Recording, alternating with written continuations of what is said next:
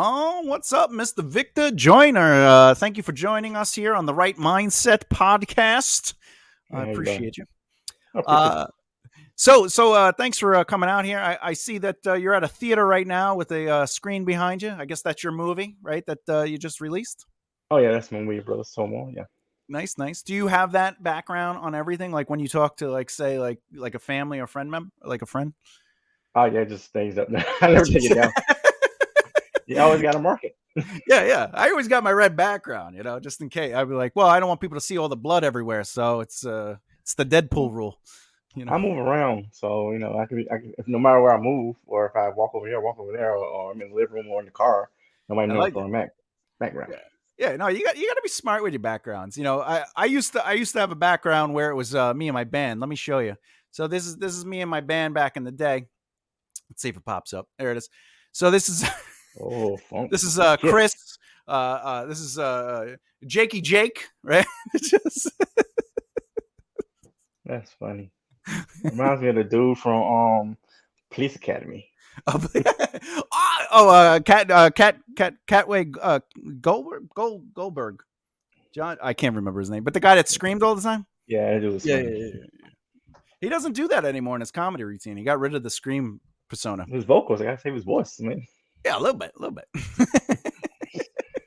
So I'm pretty sure you haven't really listened or watched the show, which is okay because, like I said, everyone, if you know me, you probably don't follow, which is we got lives, right? Because it's this very specific show. Who's watching? People who want to learn about writing. So I had you on because you're a writer. Specifically, you write scripts, though. But the show is about writing in general, novels, you name it, we do it here. Um, but we like to talk about the process and stuff like that. And one of the things we discuss on the show is the three act structure broken down into 27 plot points, right? 27 plot point beats. Basically, every story has 27 things or emotional cues or things that have to happen. Um, is that something? Are you like what is the style of act writing that you do when you work on outlines, or if you're writing a story? Do you think of that stuff, or do you just write? You just like, let me just get this out. Well, there's one other thing. I write more than just scripts. I write motivation messages and I write poetry. So, Nice. Do you write outlines um, for poetry, or just let your soul leak out? I noticed when I learned that if I thought about it, I couldn't write, but if I felt it, it just Nice. flowed. But to get back to the script writing, yeah, all that stuff you could most likely throw out the window because I don't go through none of the process, none of it at all. Now, do you believe there is a beginning, a middle, and end to a story, or do you just sort of like the hell with it? Well, I mean, I believe there's a beginning, middle, and an end. Because if you don't end it, it's not going to end. So it's not going to start if you don't start it. Well, I have to be honest. When I first started writing, Miguel A. Nunez Jr. is the one who told me, around 30 pages turn here, and around 60 pages turn here. Around that, he told me that structure. Before that, I was just kind of writing. Um, One thing about my structure, it depends on why I'm writing. You know what I'm saying? If I'm writing for somebody and they have an idea what they're doing or they want something, then I will like put it in the structure. But if I'm writing, honestly, sometimes I don't know what's going to happen. Yeah. The next from next scene to next scene. It's like I'm playing a mental chess game in my head sometimes. Or I may write a scene and be like, wait a minute, I could do a dope scene leading up to that. Yeah. That ties everything together. So, but when I first started writing, I was just writing, and then like I have a big brother, J. Jesse Smith, who kind of taught me some things, or said some things to me. Hey, you're a beast at writing, bro. Just I forgot the name of the book. I got it, but there's a Save book the that's cat. no, I wasn't that book. So Save the Cat. Oh, what?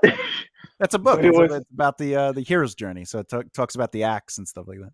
it's I don't even remember the name of the book. But basically, it was like how to go into detail with the characters and things like that. Oh, You know nice. what I'm Yeah. saying?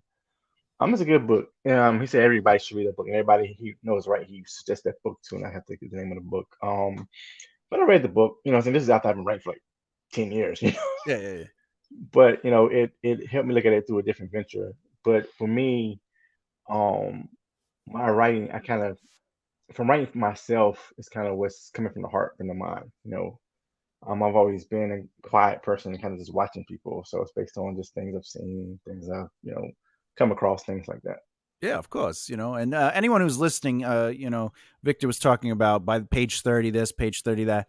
In novels, you work with word count. You need X amount of word count, but you want by 15% or 10%, you want something to happen. With screenplays, it's page count because 90 pages is about an hour and a half movie. A page is about a minute, so that's why they usually suggest you want to go by page count, not word count, because the way you write a script, the format is completely different than if you write a Sure. novel. So just for anyone who's listening, who's interested in, but also he's mostly talking. Those numbers are a little arbitrary though, because the second act should be longer than the first. So if it's an hour and a half, it's Yeah. 45 minutes for the second act and 15 minutes for the first and third act, loosely. Um, but you also, within the first 14 pages, 14 to 17 pages in a script, whatever your format, you usually want to try to get your plot in, your motivations, and you want to see all the characters. So every character either mentioned, like Barbossa's mentioned in the first 14 to 17 minutes of Pirates, but you don't see him for 28 to 30 minutes. But that's the thing about screenplays, unlike books. You kind of have to introduce the characters either by name or suggestion by the 17th page, which is always, because you set up your ordinary world and everything, so of the And first act. also, if you need to hit somebody, hit your audience in the next first 5 minutes to 10 minutes, or you may lose them. So you can't just drag it off in the beginning. You got to kind of hit them with this action or hit them with something to draw them in Yeah. before getting into everything. And Some it could people be don't do that. emotional too, though. It could be in the first 5 minutes, you want to hit something emotional, maybe, but you also, like, the inciting incident could be the thing, like where you're just, whoa, I got you, which is always important when you, like, you need to incite the story forward, like their ordinary world has to be disrupted somehow. And if you're working with 15 minutes, of course, obviously, you got to get it in there quick, because the first act, you need to have certain elements in the first act. You can't just be like, let's do the midpoint conflict at the 2 hour mark, and there's only 2 hour and 15 minutes to, like, Oh yeah, that's not gonna work. That's not yeah, gonna work at all. no, you got to have, some structure, but it doesn't have to be perfectly structured, right? Um, Now, uh, do you ever work with other writers and you just say to yourself, like, this is, do they know what they're doing, or do I not know what I'm doing? Like, you ever you ever have those, like, mental tug of wars where you're like, do I know or do they know? Like, what's going on here? I've worked with other writers. Here's the key thing: a lot of the writing that I do, I'm like for our group, our tribe, I'm like the writer. So I'm like always the guy that's sending everything to. Yeah. Regardless of who wrote it, they send it to me before it's done, or rework it. Or I wrote a TV show, basically this guy in New York, called Caesar the Game, and they're still trying to get it produced or whatever. But it's would have been a team of writers. It was a writing writers room, and it ended up just being me and the guy who was actually story it is. So basically, it ended up being me. And he wrote a lot of it because, of course, it's his story, so he knows it. But I mean, a lot of the writing started becoming me. And even like another series that I wrote, based on putting life story of somebody, I wrote a pilot sort of me in a writer's room, and it just ended up being me. So I haven't. I could say I wrote with people, but they haven't been people like writers. They've been people who are writing their story, and I help them write their story. So I'm kind of the lead writer. But a lot of times when I write for the people with other people, their stories, they give me like two sentences and like, okay, you fill in the rest. I'm like, okay. There's an astronaut and he lives on Mars, but he also is a miner. No, no, not like a young person. He like mines Mars with his Yeah, hands. Like, I got to write that. make it happen. Like, okay, let me figure out. Does he have a tail? Like, how can I do? I have en blanche to do what I want? Like, And then you get to the end, they be like, no, no, no, no, I ain't like not that, not like that, not like that. I want it. Okay, because told me have that you from the ever beginning. gotten this one where they're like, I love everything. I love what you're doing. I get the vibe. It's just, could we start from scratch? Actually, I have. I wrote a pilot for a TV show. I wrote a pilot, 60-minute pilot in 2 days, Oh, well, nice. and I mean, got it. They loved it, but it was the guy's story. So it's like, I don't. feel it, I dig it, V, but I don't want to do it like that. So basically, I had to take it, break it down. I said, "Hey, we using this. I'm sorry, we using it later episodes or something. Yeah, Not yeah. wasting this, like all this writing." So we compromised on some of it, and then we used some of it later on, you know. But yeah, I was like, man, my head was hurting. I was tired. I was laying down. It was over a weekend, so that Monday I was done. I was like, man, I wasn't Yeah. doing nothing. Like I just wrote out 60 pages. Like that's a lot. It's like- yeah, my favorite thing is like when someone hires me to write a script, it's always the negotiation of the price, but then you just say, you go, well, listen, do you want to do it with the WGA rates? I'll be happy to do that. Oh yeah, But man. they're negotiating like, a couple hundred to 1,000, 1,000 per whatever pages. And they're like, wait, how much would you get if we went with the rates from WG? All right, let's go with what you suggested, because people are just, they don't understand, like writing is not easy. You know, Yeah. you I know? tell people anytime people talk film to me, I'm like, hey, film is expensive. I'm gonna throw that out there. Film is expensive. Mhm. So, this, and usually when it comes to writing about the money, usually when they disappear. Yeah. They're just like, could you do it for like $50? And if it goes anywhere, and you're like, it's not going to go anywhere because you don't know business. So I need to get paid for the writing. Like, Yeah, because if you knew it, if you already had the money for the film, you already have it done. yeah. So I've had to learn to stop doing that. Like I've I had to tell somebody, I said this, hey, you got the budget.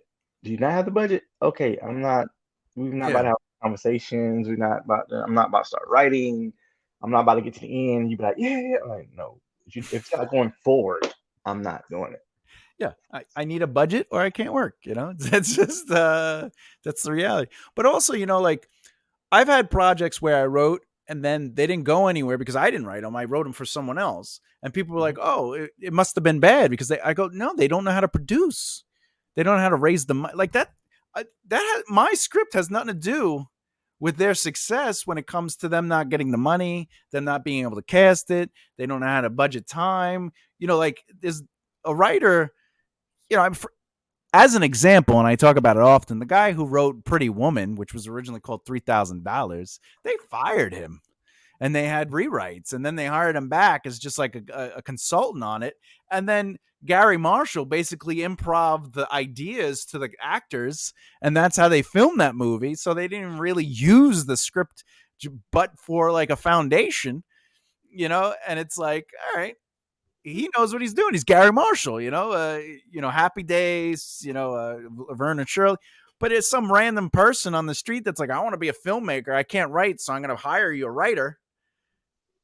Yeah, It could be the greatest script in the world, but if they don't know what to do with it, I mean, I can pull up to your house with some brick and mortar, and you say you want to build a house, mm-hmm. but you don't know how to build a house.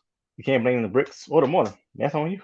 That's right. And Victor has done that for me. He has driven up to my house with brick and mortar, and I'm like, Yeah. I was just joking. And he's like, I just drove it from Atlanta. I'm like, I gotta my make it man, happen. you want some iced tea? Hey man, what you do for friends? Man, you gotta make it happen. Yeah, you gotta go above and beyond, above and beyond. No. Now, do you, speaking of writing though, like, what is your process? You say you just kind of write from the hip. We call that pantsing. It's called pantsing or gardening. You're not a plotter or an outliner or an architect. You're somebody that kind of just goes off the hip, right? You're saying emotionally and stuff like that. But what is your like once you write? Do you say this is the first script is the last script, or do you? I'm sorry, the first draft is the last draft, or do you like? Is there a process to going into it after you're done, kind of like train of thought in the first draft? Honestly, a lot of my stuff, the first draft is the last draft. So people reading it like, okay, this is dope, But if they say, I might go back and Yeah. type it in or punch it up a little more, because I learned this when I used to do poetry. Like I won poetry awards in the sports society, stuff like that, and stuff I just kind of freestyle. But I noticed anytime I went back and read it, I changed it, Yeah. you know. Um, so a lot of my stuff I write, I don't read. Like I won't read it. Like I'll send it to the person and they'll read it, but I won't read it because I'll start tinkering with it. Yeah. And then as I start tinkering with it, it'll keep changing and I won't ever stop.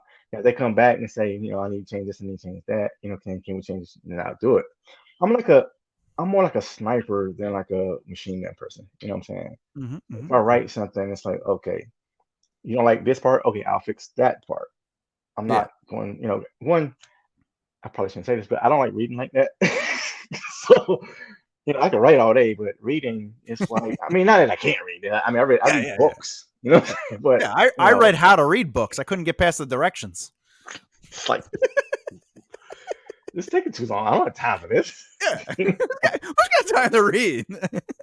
But I will say, like, say I write something and say it's mine, and especially if it's mine.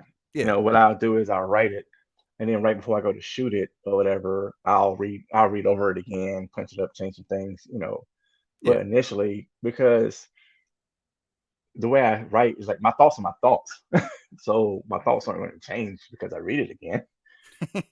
My thoughts, my thought. Now I may go back and fixing the dialogue. Of course, you got to fix the errors and the punctuation and stuff like that. But um, I mean, this is, I've always been that way. I've been like that way in college. Like I'll write a paper. I remember I would leave the class. I asked the teacher to go to the bathroom, go to the computer lab, type it up, hand it to the teacher, get an A. I Yeah. didn't read through. I didn't even look up the stuff. I just made up stuff off the top of my head. So I've always been like that. Yeah. And you gotta be confident in your writing, or like that's where it starts. Yeah. But for anyone who's listening, though, it is good and healthy to kind of do a once over. But it sounds like you do a once over, sort of like before you shoot it, or if someone's like, "Hey, can you go over these parts?" Like you're not opposed to doing work on the script if needed. Yeah, Um, no, never you that. know, because Because nobody's perfect, so I know it's not perfect. Because if it was, well, I'd be writing for obviously Marvel or we somebody. are. What are you talking about? I mean, Marvel was waiting for a couple of my scripts already, but the writer. Yeah. I write imagine things here on every page, and then people are like, yeah, but what's going on? Just imagine, and it's perfect. It's whatever you want it to be. Those are my films. I have somebody that used to be my friend that used to write like that. And I'm not gonna say names, but Yeah, of course, of they course. would write something like action goes here. I'm like, bro, what goes there? Well, if the actors don't know what to do, they're not the right actors. I'm like, That's bro, funny. you George still Lucas gotta did tell them what that. to do. Yeah, but George Lucas used to do. They go, they lightsaber fight here, or there's a battle, or a droids. There's a droid fight. Like he would do that in his scripts. But that's at least a description of what they're doing. Oh yeah, yeah. They're This sword dude just fighting. put action. Like, what is action? Like, I don't. What the director gonna do with that? I mean, they can Yeah, like, okay, well, we're going. Action could be it's a war story and they're playing basketball. Like, that's not gonna mix. Like, what's action? yeah, But to me, one thing that I don't like talking about my work. Like, I don't like talking about stuff that I do, but I take the stuff that people say. And I kind of say, okay, put it. I basically let people talk about what I do. I don't try to talk about what I'm doing. And one thing that people say is like my action pieces, like the way I write that part is like you a beast at that. Because yeah, I visualize things, so I see it. You know, I may write, he turns around, the breeze comes across, something that's very descriptive, but it's not wordy. That's like I don't understand people write. Well, I do understand when people write a bunch of words, but it's like some things it can be descriptive, but it doesn't need a lot of words. Well, I yeah, mean, if you because get it's out of an the car, of action block. course you Yeah, open the door. I mean, yeah. He gets out of the car. He closed the door. He opened the door. He rolled down the window. When you get those to are a obvious. sex scene, do you just write the sex happens? Um, Or are you like his hand grossly moved over the swell of her breasts? I wrote a horror movie that a lot of these movies need to be produced. Are working on getting produced, and it was actually a horror movie, but it was like how can I put it? It wasn't my idea. It was somebody else's idea, but it Yeah, was yeah. more like a It's a swinger porno. I party. got it. No, it wasn't that. Horror film, quote unquote. I got you. It wasn't your idea. Yeah, of course. you know, but I don't want to give it away. But it was like basically these people were just killing people, but they were kind of making it a swinger party. Yeah, it was a bunch of lizard people, and they were making the love. Did you have saxophones playing? No, Uh, I can't do this with you. No, I didn't have any saxophones playing, but Maybe a trumpet, but never. Yeah. Speaking of lizard people, the other day I told my friend, I go, I have proof that lizard people exist. And he goes, let me hear it. And I go, well, so I have a cousin who likes a lizard. He has lizards. He likes lizards. So he's a lizard person. So there has to be more than one person that likes lizards. Therefore, lizard people exist. Drop the mic. Boom. Cat and he's people, like, dog people, lizard people. Yeah, he's like, I can't argue that. That the logic is sound. And I go, and then he goes, you are not. You are crazy. You need to get off the caffeine. And by caffeine, I mean Coke. Not that I do drugs; they do me. But the but as Dean Martin used to say, listen, you're not drunk until you're trying to hold on to the world spinning. Oh Lord, that's fun. I gotta use that one. I believe the direct quote is, you're not drunk until you're on the floor holding on for dear life while the world spins. That's crazy. But anyway, so yeah, so you're writing this not a porno with with a swinger party, and they're just killing each other. So does that mean you have to be descriptive with the swinging element? Like there's like pineapples everywhere? Like how's this work? Well, That's a swinger thing. I don't know. I've never been to, first of all, disclosure, I've never been to a swinger party. I've never been involved in a swinger party. That was somebody else's idea. You never gone on a swing set? Well, I had swing set in my yard, Wasn't that no? Different kind of swing, but yeah. But no, it's like there's two people. Well, I'm not even, but there's two people. There's more than two people. There's two people. It's more like they take secret rooms, but they have booby traps, or they have like special things to do in different rooms that they do. And these are two people killing people. It's not like everybody's killing people. It's like certain people are killing people. Yeah. They're doing certain parts of the acts that they're doing. Next thing you know, they're gonna electrocute you. They're electrocuting you, or yeah. They're chopping your head off, or you getting spikes come out of the bed or something. Yeah, cut off extension wire up the buttocks. The gluteus maximus is the center of the maximus of the glutes. Dies. Is that how you? You know what? We're going on to the next. This is getting kind of weird. How does he know my script verbatim? I can't do this. That's too funny. I actually I wrote a novel, right? And I sent just the chapter one of my friends, but she writes like erotica. Like she's an erotica author. And there is like a quote unquote sex scene, but I'm not like, my books aren't about sex scenes. They're in there, but they're not like, let's go into detail. And it's just, you basically get the idea what's going on. But it's very glossed over. And her only note to me was like, you need to go into more detail. And I go, I don't think this is the kind of book you think it is. She's like, no, you gotta really go in the juices. I was like, listen, you write that book all you want. I'm writing a fantasy book. They care about the dragons, not what you're talking about. So I always think that's funny, which brings me up to a thought. Have you ever gotten a note where their notes they have nothing to do with what you wrote? It's more about what they would like to see. And what they would like to see has nothing to do with your, for example, let's say you wrote a story about people in a hospital. And they're like, it'd be really great if like, one of them is also a lawyer and like they have to go to court for like their medical malpractice and we get to see them fight it out in a courtroom. And like, that's their note, but it's a hospital drama. Just like... honestly, I would tell them, well, all honesty, that's not going to work. So we're not going to do that. So we're going to have to cut that out. We're not doing that. I'm not even gonna waste my time writing that. That's not gonna work. How long do you stare at them before you say anything? Not that long, because I don't like wasting time. So it's like, no, that's not gonna work. Before they get up, yeah, we're gonna have a court. No, that's not. I don't think that's gonna work. You don't tell them that's a great idea for someone else. Yeah, for someone else. We'll start that on the next episode. Yeah, but this is the last episode. Oh, so weird. That is so weird. God, season 2 is gonna be the bomb, man. Yeah, I quit. Yeah, too bad I'm not writing season 2. Good luck. Good luck for a failed show. Do you ever write something where, again, you don't go back and look at it? You're saying, but have you ever finished something and you're like, I don't even want to go back and read it because I know this is not top quality. I'm just gonna move on. Have you ever had that moment? No, 'cause I'm a top quality guy. I don't put out bad stuff. Top quality.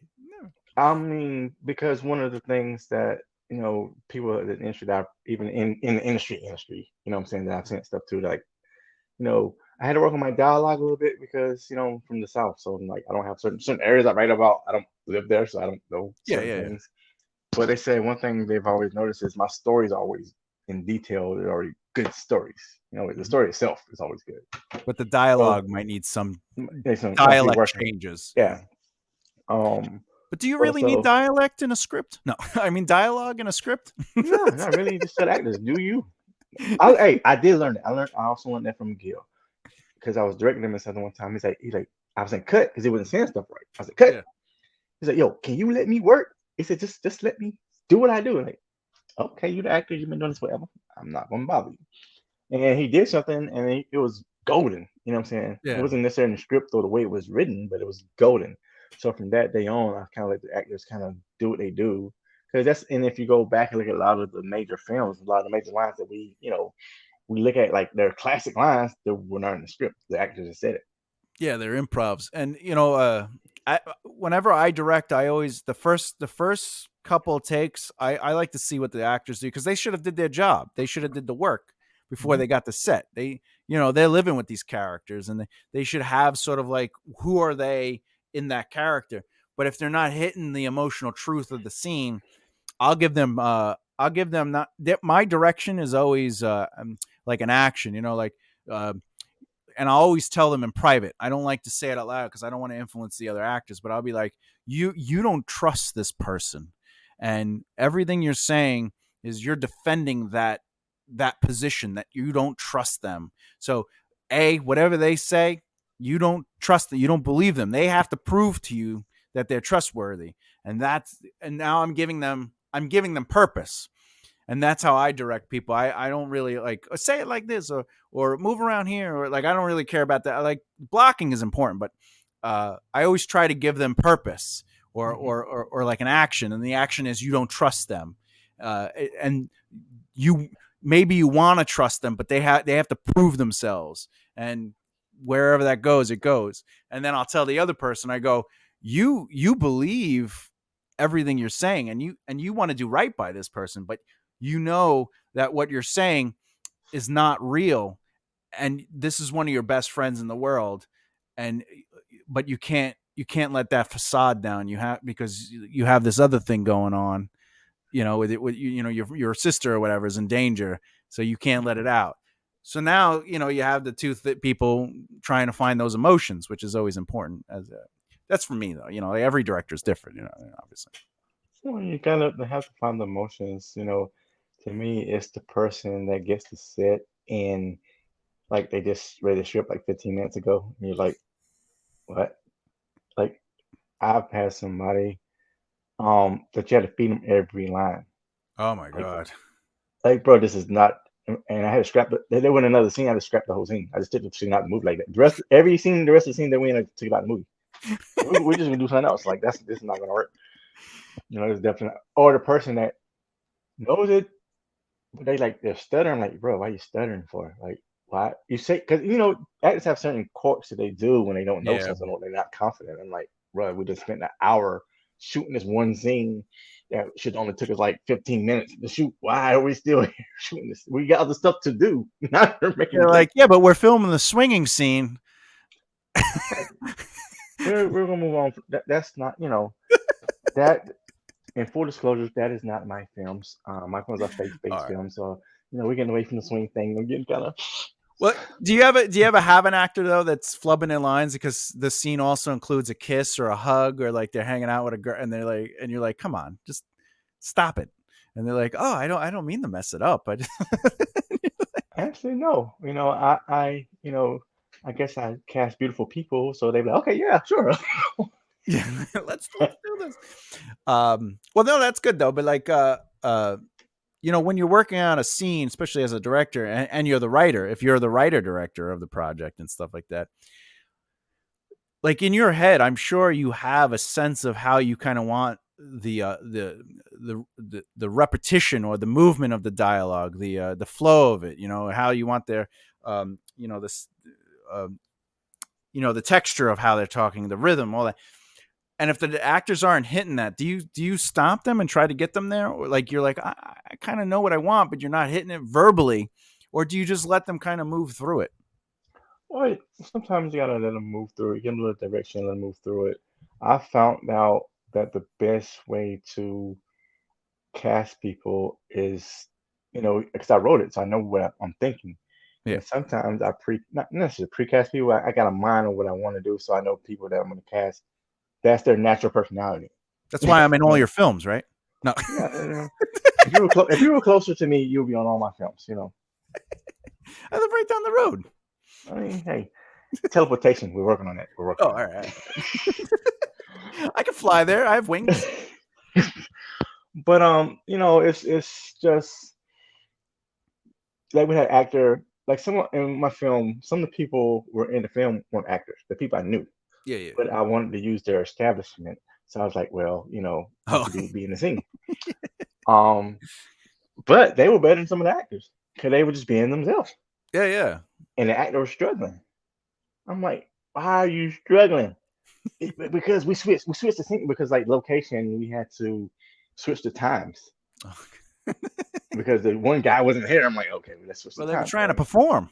You know, they're Yeah, acting, and you're just like, you're not supposed to be acting. You're supposed to be doing what Bob's doing over there. He's living. He is you a deli know. guy. We're in the deli.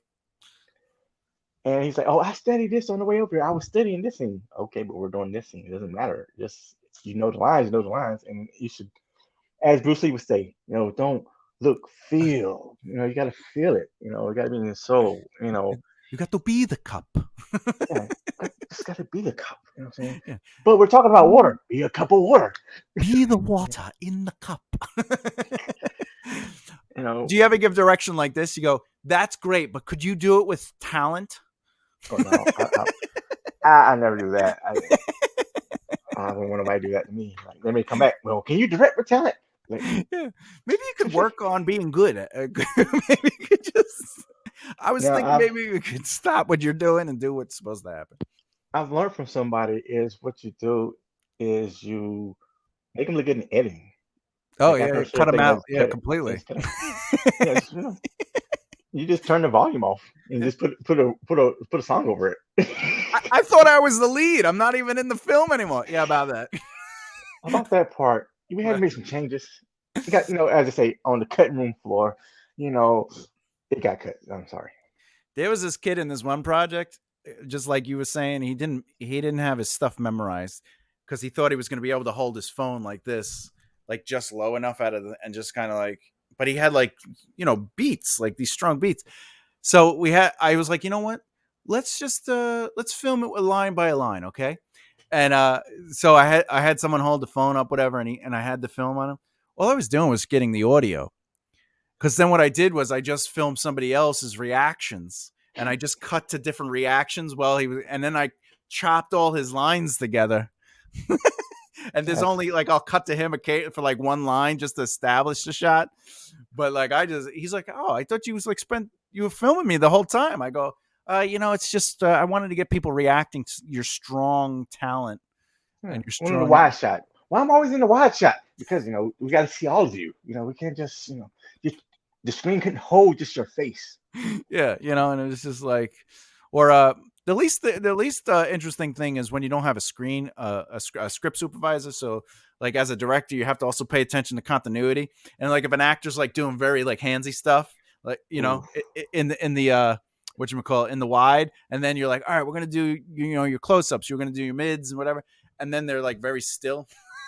And you're like, you were doing arm things, and they're like, I don't remember what I was doing. You're like, oh, is that over yeah, that part. Because I also edit my film, so you got somebody swinging this way, there? and then next thing he's like this, or he's like pulling his shirt up, or he's moving his hands, or he has something in his hand over here. Maybe I shot in 4K. I was able to bump some of that stuff out, or bump the person out, Oh yeah, yeah, yeah. or make a wide or mid shot. That's Like, funny. and but with that, I tell actors all the time, it's like, oh, if you can't do it over again, stay still, don't move. you know, Yeah. because some of the best takes that you have, and it'd be the best takes that they're doing something that, bro, I can't use that. It was your best take, and I can't use it because the other, when we shot the other side, you wasn't doing that, Yeah. or I couldn't bump out to a wide shot, I always try to use the wides to try to Yeah. Yeah. Of make things work, course. you know. But it's like, you wasn't doing that in the wide either. What made you decide you wanted to do that? Just I don't know. It was hot outside. Yeah. Okay, it was hot. You're an actor. Just make it work. Well, some of the best direction, especially for actors, stillness is king. Like the camera, and more, especially as an editor, that the camera pulls everything out. It reveals the lies, and like the Mhm. slightest movements is very telling. The lack of emotion can be seen, and it's Mhm. like if you could be still, doesn't mean don't move. It just means be still, be true, and live in that moment. And but a lot of actors think acting is moving and reacting, right? But reaction is emotional. Emotional isn't physical. You can be physical, but if you're not emotional inside, like, oh, the character's angry, all right, so I'll scream and yell. That's not anger. Yeah. I see the Anger is, fire in your eyes, like the yeah, things let out. me let me just like, and it's like, but it also could be subdued. It could be like, I'm angry, like, like you're just there, or as I call it, the you're smelling a fart anger. Well, there's an actor, he has a little controversy going on right now, but one actor I know does that very well is Jonathan Majors. His face Oh really, yeah, yeah. like, in Ant-Man 3, it's like you could tell Kane was getting mad, but he was like, his face was saying it all. He didn't say anything. He was acting Yeah, calm, but his face said it all. Like, very I really talented want man. to, I want to tear y'all up, or even in Creed, after you won the title. I'm sorry, spoiler alert. Sorry, no one saw it. Um, when and he looked at Adonis, and you see it. And I had to point out to some people that's when the whole movie, when his character changed characters, you saw his face. He didn't Yeah. say anything. His face said everything. And I tell actors all the time, your body can speak for you, but that little nervous twitch that you're doing, that moving of the hand that you're doing, to let everybody know you're nervous. Yeah, stop doing that. Yeah, yeah, no, he's Jonathan Majors is a very talented actor, and you're right. Like a small twitch can ruin, because like it's not true. Mhm. People like, I'm Italian. I'm talking with my hands right now, but if I'm acting, I'm not Italian. I have to be the character, and whatever the character is, I can't be like, well, how would I do this? Well, how would I do it? But without my mannerisms, how do I take away? Unless you're Christopher Walken, he goes, I like to take all the periods and commas away, and I just say it. They cast me, not this dude. I'm good. Like in an interview, he's like, he goes, I don't try to be I'm not one of those actors, those method actors. I'm just gonna do it. Just me, and that's it. He just gets it in. It's Jack Nicholson. Jack Nicholson is just him. Every movie, he does Jack Nicholson. He doesn't change. He doesn't change the movement. He doesn't change anything. He just has the words. He said, yeah, and Christian Slater is Jack Nicholson light. So You know, I'm because just you one and of I, those. we grew up on Heathers, we know. Just sign here. This is the beautiful part. It's the suicide. I do this. I know them all, Mr. Victor. I know them all. I go back. I study film. I study art. I study writing. But anyway, all right, we're getting pretty close to the end, so let's do what we always do. I like to ask every guest the same question. Okay, how do you write? No, okay, just Well, how do I rate? no. How do you? All right, so here it is. Here it is. What is one piece of advice you discovered about writing, either through someone else or yourself, through research, that completely changed the way you approach your writing process? Um, well, I would say, I mean, when it goes back to that book, it's when the one part I took about from it, because the book was like write names on the cars and write this in the car. We ain't doing all that. But the one detail that I did like when it was saying that, basically think through your character. When you put your character description down, give the person a backstory without putting a lot of words, but still, give them a backstory. Why are they doing what they're doing?